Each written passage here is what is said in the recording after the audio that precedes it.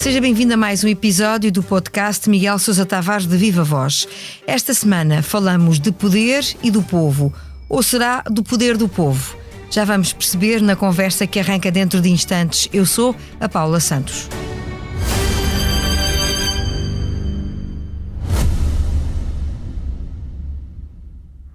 Subscrever o Expresso é ter acesso à melhor informação, a uma vasta oferta de conteúdos exclusivos e à opinião de referência. Subscrever o Expresso é tornar-se membro do nosso clube, poder ser voz ativa de uma comunidade informada e beneficiar de vantagens exclusivas. Subscreva o Expresso em expresso.pt/digital. Expresso. Liberdade para pensar. Ora viva, Miguel. Viva, Paula. O ponto de partida para a nossa conversa é um estudo, entre vários que foram publicados no 25 de Abril, sobre os 50 anos da democracia. Este foi elaborado pelo Instituto de Ciências Sociais e Políticas e tem para si uma conclusão que salta de imediato à vista. Os portugueses valorizam e defendem a democracia, mas o Miguel desconfia que ainda não perceberam muito bem do que é que estamos a falar. Ou seja, não perceberam o que é a democracia. De onde é que tira essa conclusão, Miguel? Porque o inquérito revela que os portugueses desconfiam profundamente dos políticos e dos partidos políticos, mais do que desconfiar. A Paula corrija-me que eu agora não tenho os números certos, mas acho que perto de 82% concluem no estudo que os políticos e os partidos só se preocupam consigo próprios e são todos corruptos e pouco sérios. Está certo no valor da percentagem. Ok, sendo assim, como a democracia é feita por partidos políticos e os partidos integram políticos necessariamente, eu penso que os portugueses não sabem muito bem o que é a democracia, ou então querem viver em democracia sem as instituições que caracterizam a democracia, porque uma das coisas que caracteriza a democracia é que as correntes de opinião se organizem institucionalmente em partidos políticos e que haja pessoas que fazem política, como outras fazem medicina, outras fazem carpintaria, outras fazem escultura, etc. É uma profissão, do meu ponto de vista, é uma profissão como outra qualquer. Esta ideia em relação à classe política é uma ideia que tende a perdurar neste tipo de trabalhos e tende a perdurar no tempo. Será que nós conseguimos perceber como é que ela nasceu e como é que se consolidou e que responsabilidade pode ter a classe política nisto? É claro que a classe política tem alguma responsabilidade. Agora, esta percepção sobre a corrupção, eu acho que é fruto de estudos de opinião como este, que eu acho que é um estudo bastante leviano, pela forma como as perguntas são colocadas, e eu já não questiono porque não tenho dados para poder questionar o espectro das pessoas que foram interrogadas e em que condições é que foram, se foi por telefone, se não foi, etc. Agora, o tipo de perguntas que é feito induz respostas destas. Quando se pergunta, acha que os políticos são corruptos? É claro que a maioria das pessoas vai dizer que sim, não é? É o primeiro instinto, não é? E eu acho que isso não é uma forma séria de conduzir estes estudos de opinião. Por outro lado, a Paula repare que cada vez que se publicam estudos a dizer Portugal é o 47º país mais corrupto do mundo. De onde é que resulta isso? Da percepção da corrupção, ou seja, nós não temos dados objetivos para avaliar se um país é mais corrupto que o outro. No caso de Portugal, por exemplo, se disséssemos às pessoas inquiridas neste inquérito que no ano passado, em 2023, apenas houve uma condenação criminal por crime de corrupção, e se referia a um autarca, as pessoas ficaram completamente espantadas, e que houve talvez umas 20 denúncias criminais, das quais 15 foram arquivadas, ainda ficariam mais espantadas. Portanto, quando se diz que Portugal é um país corrupto, é a partir das respostas que as pessoas dão a essa própria pergunta. Ou seja, esta ideia da corrupção alimenta-se muito de si própria. Onde a corrupção existe, de facto, é sobretudo a nível autárquico, a nível dos serviços públicos, digamos, de meia escala, quer dizer, é a pessoa que mete um projeto na Câmara Municipal e paga luvas para baixo da mesa, porque senão aquilo não avança, etc. É a esse nível, não é sobretudo ao nível da grande corrupção. Qualquer português que tenha viajado agora não vou dizer nomes de países, mas pronto, toda a gente sabe os países, sabe que há países onde nós começamos a pagar ao polícia de giro para que ele não nos multe indevidamente ou não nos leve preso sem razão, e só acabamos de pagar ao Presidente da República. Esses são os verdadeiros países corruptos. Essa é a verdadeira corrupção. e nós sabemos muito bem que é assim, sabemos muito bem como é que essas coisas acontecem, está muito longe de ser o caso de Portugal. Nós temos problemas de leviandade política dos políticos, temos muitos problemas de tráfico de influências, até porque não regulamos legislativamente o lobby, e há uma tendência para chamar a tudo corrupção, meter tudo no mesmo saco, quando a corrupção é uma coisa diferente e é muitíssimo mais rara do que aquilo que os portugueses imaginam ou gostam de imaginar. Como é que se pode combater de alguma maneira essa percepção que existe em Portugal? Dando mais informação, quer dizer, pedindo às pessoas para se informarem mais também, naturalmente, mas o que é que podemos fazer do lado de quem informa e até do lado da classe política, o que é que podem fazer os políticos para combater essa percepção que na realidade depois acaba por não ser traduzida em casos concretos? Eu acho que há aqui uma responsabilidade tripartida, por uma parte dos políticos que têm que enfrentar as coisas e defender-se a si próprios, também não terem medo de se defender. Por outro lado, há uma grande responsabilidade, obviamente, dos jornalistas, da imprensa, que não pode ir atrás da narrativa que lhes é fornecida imediatamente pelas autoridades e pelo Ministério Público.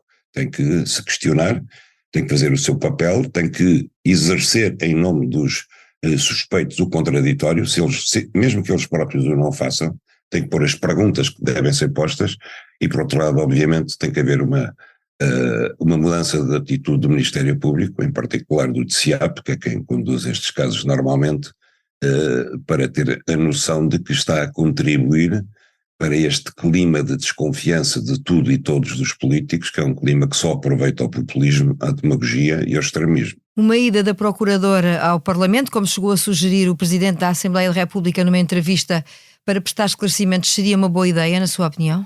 Eu acho que seria uma boa ideia não para discutir casos concretos, porque isso não cabe à Procuradora fazer nem perante o Parlamento, nem perante ninguém. Agora, eu acho que uma prestação de contas anual, no mínimo, da Procuradora-Geral da República perante o Parlamento impunha-se. Impunha-se, por exemplo, que no domínio dos crimes de corrupção ela dissesse quantos estamos a investigar, quem é que abrange, quem são os suspeitos, que tipo de crimes são cometidos e aonde, referem-se a que bens jurídicos que estão a ser violados, qual é o desfecho dos casos, quanto tempo demora a investigação, que meios é que são utilizados, etc. Quer dizer, tudo isso serviria, desde logo, para dar às pessoas um panorama efetivo e real do que é a corrupção em Portugal e do que é o combate à corrupção. E aí sairíamos do imaginário popular e demagógico para, de facto, racionarmos com base em factos.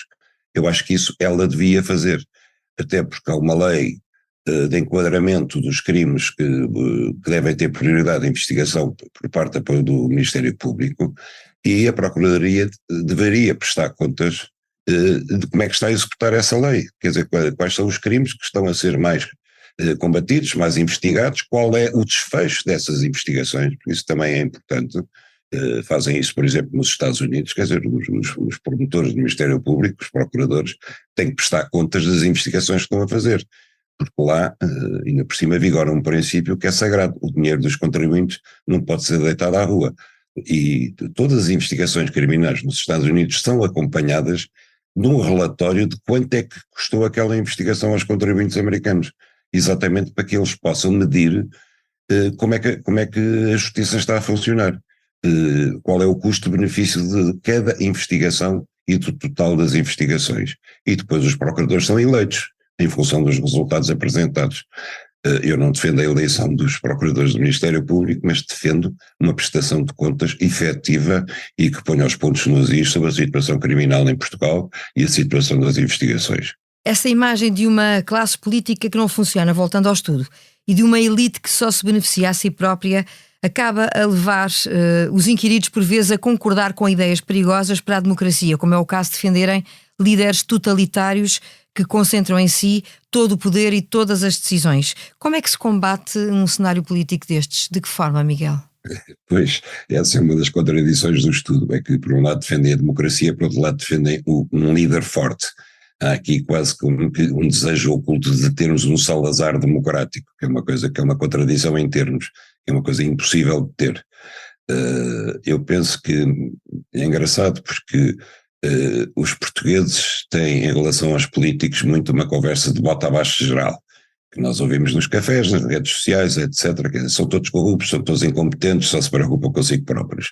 Por outro lado, tem um desejo de um líder forte que esteja mais ou menos nas tintas para tudo isto e que assuma plenos poderes, e aí ninguém o questionará. É aí que eu digo que, de facto, 50 anos depois, os portugueses gostam da sua liberdade individual. Agora, se calhar não conseguem traduzir isso em termos de liberdade coletiva, quais são as regras da liberdade coletiva. E, sobretudo, talvez lhes custe entender, enquanto povo, que nem a democracia nem a liberdade são regimes perfeitos, que elas não se confundem com o bem-estar económico, nem se confundem com um paraíso na Terra, porque qualquer sistema político é feito por homens e depende da natureza humana. E a natureza humana, a não ser para Jean-Jacques Rousseau, não é uma coisa perfeita. De facto, nós somos falíveis, somos feitos de defeitos. Há ambição, há cobiça, há inveja, há todas essas coisas que fazem parte da nossa natureza e, portanto, não há nenhum regime que se possa basear na perfeição da natureza humana e funcionar sem defeitos. Dos exercícios do mundo académico sobre o pensamento dos portugueses, 50 anos depois do 25 de Abril, passamos para um tema que marca a atualidade no improviso desta semana. Ana Jorge foi esta semana exonerada pelo Governo, que invocou atuações gravemente negligentes na liderança da Santa Casa da Misericórdia, além da falta de um plano de reestruturação financeira. A ex-ministra da Saúde diz que a justificação para o seu afastamento é caluniosa e promete contar a sua versão dos factos. O PS entende que o Governo está a substituir pessoas com base em motivações políticas, ideia que Luís Montenegro recusa. Aqui chegados, Miguel, esteve bem ou mal o Governo? Ora bem, primeiro que tudo, Paula, deixa-me dizer o seguinte, as pessoas em causa que estão a ser substituídas, foi o caso da Direção Executiva do Serviço Nacional de Saúde. Fernando Araújo não era um quadro do PS, mas foi nomeado pelo PS, diferentemente da Ana Jorge na Santa Casa da Misericórdia, eram nomeações do Partido Socialista.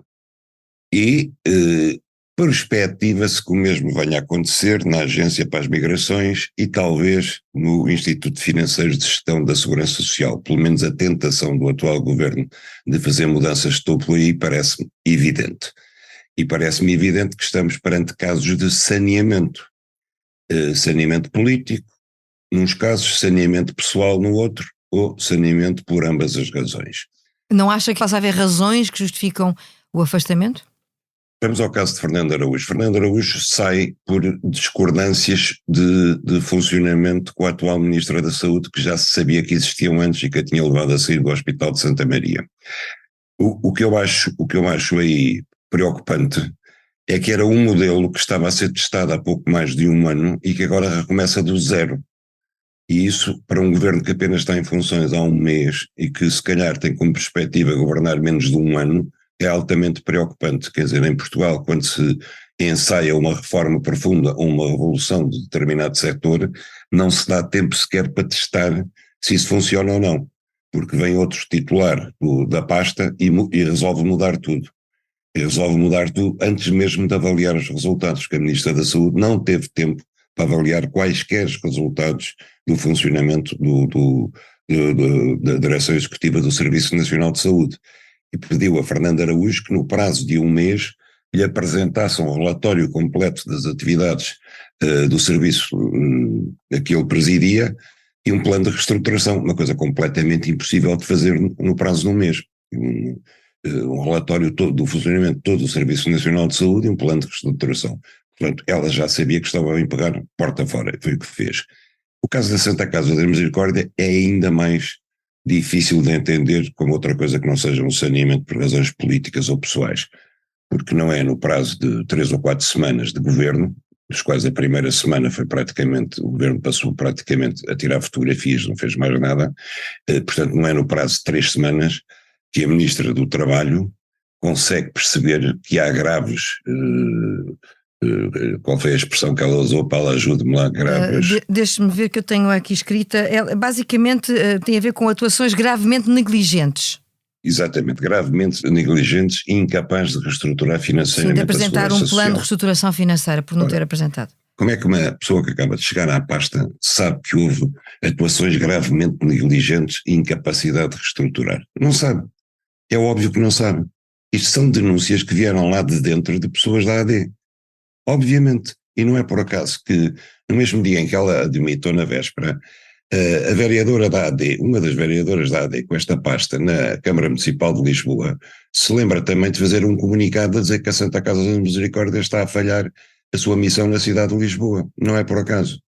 É evidente que a ministra não tinha quaisquer dados e quando pede a Ana Jorge em 15 dias um plano de reestruturação da Santa Casa da Misericórdia, está a pedir uma missão impossível, completamente impossível. É óbvio, é evidente. Portanto, na sua leitura, este pedido é mesmo feito de modo a que haja um pretexto para depois haver uma substituição? É óbvio que sim. E quando ela diz que não pode cumprir, como é evidente que não pode cumprir, então a ministra demite-a. E de facto demite-a em termos que são ofensivos da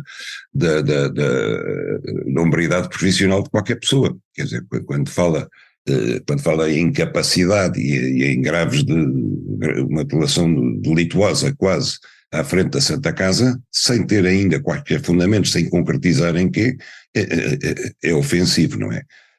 E agora a Santa Casa vai voltar outra vez à estaca zero. Sendo notar que Ana Jorge foi a pessoa que entrou com a Santa Casa num estado calamitoso devido aos investimentos no Brasil e no Peru. Que ainda estão em fase de avaliação, não é? E estão a merecer relatórios, a existência de relatórios. E ela pediu uma auditoria para ver como é que aquilo tinha acontecido, em que pé é que estava, acabou com esse negócio e, portanto, reestruturar financeiramente a Santa Casa ia ser e vai ser uma obra penosa e que agora está agravado porque quem vier a seguir também não vai conseguir, como é óbvio, fazer em 15 dias aquilo que a ministra pediu a Ana Jorge, que seja um plano de reestruturação para a Santa Casa. De todo, quem vier a seguir, primeiro que perceba a situação em que aquilo está, vai precisar de vários meses e até apresentar um plano de reestruturação vai precisar ainda de mais meses. Portanto, mais uma vez, estamos aqui a perder tempo, a deitar por terra o trabalho que foi feito, sem saber se foi bem ou mal feito, apenas para satisfazer a vontade da senhora ministra que acabou de chegar de mudar tudo. Na sua opinião, estes casos que agora acabou por enumerar representam um mau princípio para este governo? Sim, são preocupantes. São preocupantes porque, repara, aquilo que era importante era que o governo resolvesse as coisas que tem para resolver pendentes. Por exemplo, a localização do novo aeroporto de Lisboa. E também já sabemos que este governo está com um desejo imenso de contrariar o trabalho que foi feito pela Comissão Independente, Comissão Técnica Independente. Arrancar com as obras do TGV, resolver a privatização da TAP. Isso são coisas urgentes e que o governo podia decidir sem ter que estar a despedir pessoas, sem ter que estar a pôr em causa tudo o que estava feito. Isso o governo não fez. Aqui temos 2 casos e potencialmente 3 ou 4, mais 1 ou mais 2 casos, em que o governo decide deitar por terra o que está feito, vai perder tempo nisto, vai recomeçar tudo do zero e aparentemente apenas para mudar o pessoal político. Parece-me preocupante, como entrada em jogo, parece-me altamente preocupante e espero que não seja uma tendência para se confirmar daqui para a frente. Todo o poder ao povo, o mote para uma conversa em torno dos estudos sobre o que pensam os portugueses sobre a democracia e também para falarmos ainda das decisões mais recentes do governo, um mês passado depois da posse do Executivo. Fica por aqui mais um episódio do podcast de Miguel Sousa Tavares de Viva Voz. Voltaremos na próxima semana com o regresso da leitura da atualidade. A sonorização deste episódio esteve a cargo do João Martins.